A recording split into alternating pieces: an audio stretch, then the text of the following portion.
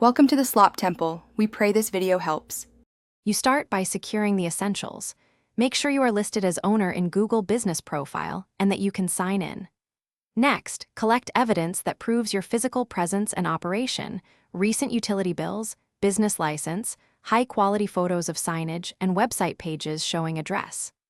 Once done, open the suspension notice email and copy the exact reason, message ID, and date. This matters because your appeal must address the stated violation directly.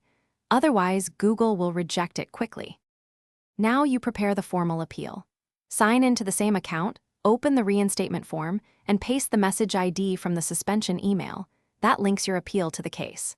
Attach clearly labeled evidence files, addressed bills, exterior sign photos, and site screenshots so reviewers can verify location and legitimacy.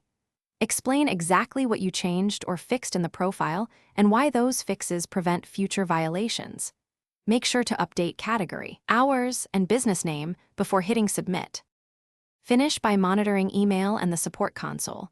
Responses often arrive within 1 to 2 weeks but can require follow-up questions. If Google denies reinstatement, read the rejection closely, correct the exact items they cite, and resubmit with new or clearer evidence. Don't repeat the same appeal. If you still struggle, request a human review or contact a Google-verified partner for assistance. One troubleshooting tip: if automated responses persist, upload time-stamped photos showing current signage and interior. Thanks for watching. Consider subscribing if we helped you.